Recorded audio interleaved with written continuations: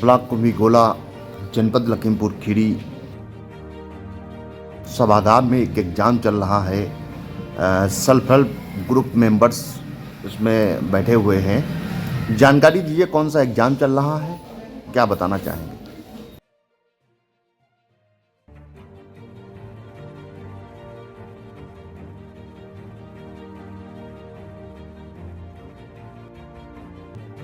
मैं आशीष Dixit block mission प्रबंधक कुम्भीगोला block से। आज का ये एग्ज़ाम राष्ट्रीय ग्रामीण आजीविका मिशन के अंतर्गत स्वयं सहायता समूह के जो कैडर या सामान्य सदस्य जो भी महिलाएं हैं उनका बीआरपी का एग्ज़ाम हो रहा है, जो कि डीसी सर के उनके निर्देशन में और उनके द्वारा जारी जो भी चीज़ें हैं उसके तहत हो रहा है। कुल 80 इसमें परीक्षार्थियों ने आवेदन किया था आज की इस परीक्षा में, जिसमें से अभी 60 परीक्षार्थी परीक्षा दे रहे हैं। इसमें 2 घंटे का इन लोगों को समय दिया गया है, जिसमें कुल 70 नंबर का 35 क्वेश्चन रहेंगे और 70 अंक हैं। इस प्रकार से ये परीक्षा 2 घंटे 12 बजे से शुरू हुई है और 2 घंटे के बाद इसका समापन हो जाएगा। आपने बताया है कि कुछ लोग अब्सेंट हैं, क्या ये कंपलसरी नहीं है क्या?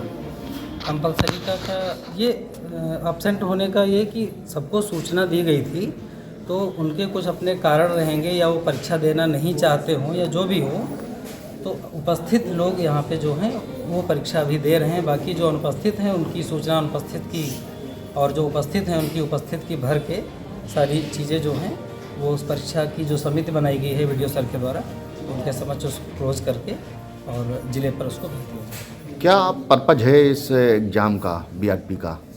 बीआरपी का जो ये एग्ज़ाम राष्ट्रीय ग्रामीण आजीविका मिशन के अंतर्गत स्वयं सहायता समूहों को, जो पुराने समूह हो गए हैं या जिनका अनुभव समूह में काम करने का हो गया है, उनके द्वारा समूहों से संबंधित जो अलग अलग थीम होती है, जैसे कि फाइनेंशियल इंक्लूजन का हो गया, सोशल मोबिलाइजेशन का है या SISD एक थीम होती है। इस तरीके से अलग अलग थीम में जाकर के समूह गांव स्तर पे जाकर के उनका सहयोग करना या विशेष प्रकार के कोई अगर प्रशिक्षण सरकार के द्वारा समूह से संबंधित आयोजित किए जा रहे हैं तो उसको प्रशिक्षण देने में इनका सहयोग करना। अच्छा, ये जो एग्ज़ाम दे रहे हैं, जो पास आउट होंगे जो कैंडिडेट्स, उनके क्या उनको सर्टिफिकेट वगैरह प्रोवाइड कराया जाएगा? जी, जो पास हो जाएंगे तो उसकी सूची ज़िले से वहाँ से जो एग्ज़ाम हो रहा है, जो कापियाँ यहाँ ये लिख करके अपना जमा करेंगे, इसके बाद इसका रिज़ल्ट निकलेगा और वही रिज़ल्ट ही फाइनल रिज़ल्ट होगा। उस रिज़ल्ट के बाद जिनका चयन हो जाएगा उसकी सूची वहाँ पे चस्पा की जाएगी और उन लोगों को फिर इसके बाद प्रशिक्षण देने का प्रावधान है कि बीआरपी का जो परीक्षा पास आउट करेंगे उसके बाद इनको प्रशिक्षण प्राप्त होगा। प्रशिक्षण के बाद इनको अपने अपने क्षेत्र में काम के लिए भेज दिया जाएगा। तो क्या लग रहा है कि गवर्नमेंट कुछ ऐसा सिस्टम बना रही है जो इस सर्टिफिकेट के द्वारा इनको एक्स्ट्रा वर्क दिया जाए और इनका जो मानदेय वगैरह है, कुछ ऐसा सिस्टम है क्या? जी, ये एक तो महिलाएं समूहों को सशक्त करने की एक व्यवस्था भी है।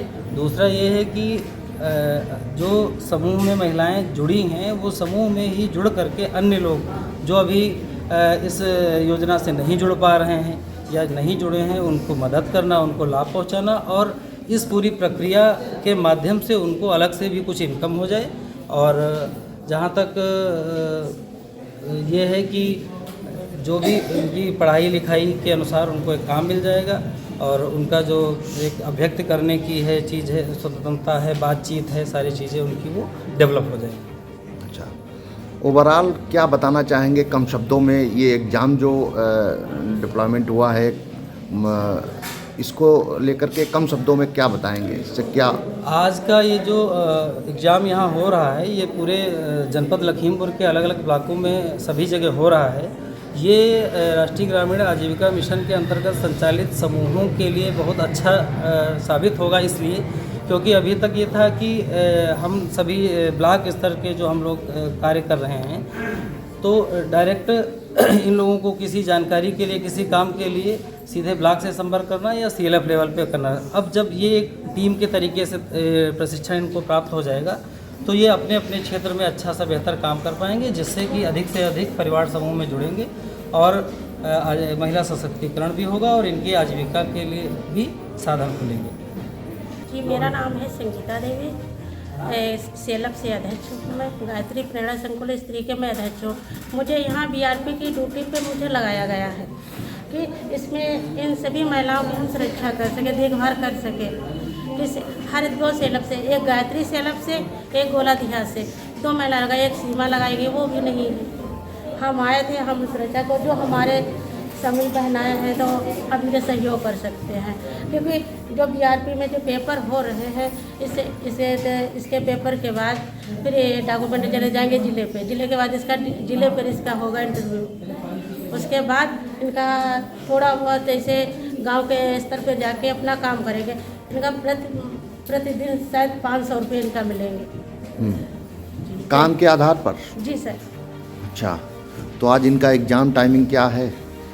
11:30 से 1 बजे तक। 1 बजे तक। जी सर।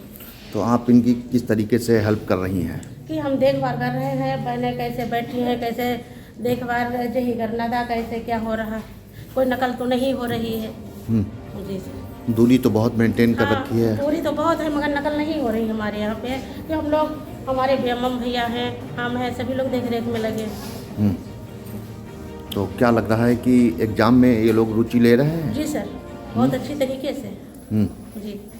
अच्छा, इस एग्ज़ाम के बारे में ओवरऑल क्या बताओगी आप संगीता जी? इससे क्या लाभ इनको होगा? इनको लाभ जैसे पेपर दिया है, पेपर दे के जैसे ये पास बताया था सर, जैसे पास होंगे। जो जैसे जिसका पेपर हल करेंगे वो तो पेपर के अनुसार है, जैसे पेपर हल करेंगे वैसे इनका एग्जाम होगा। एग्जाम होने के बाद फिर इनका जिले पे जाएंगे, जिले से इनके जैसे डॉक्यूमेंट मिलेंगे, फिर इसके बाद सर्टिफिकेट इनका प्राप्त होगा। सर्टिफिकेट प्राप्त होगा, उसके बाद इनका मानदेय जब गांव स्तर पे काम करेंगे, महिलाओं को सहयोग करना। अच्छा, किस तरीके के प्रश्न हैं, प्रश्नोत्तर? मतलब किस तरीके के प्रश्नोत्तर हैं? टिक लगाने वाले हैं? जी, टिक लगाने वाले हैं। ये है जैसे अपने ब्लॉक का नाम पे टिक लगाओ, अपने जैसे सेलप का नाम लिखो, अपने ग्राम संगठन का नाम, अपने समूह का नाम, बीआरपी कौन स्तर पे काम कर रही है, आईसीआरपी कौन स्तर पे काम कर रही है। और जैसे समूह में 4 फंड आते हैं, स्टार्टअप, आरएफ, सीआईएफ, सीसीएल। तो इसमें कौन सा बचत होता है, उस पर टिक करना है। यही मतलब इनके काम से रिलेटेड ही प्रश्न उत्तर हैं। जी सर।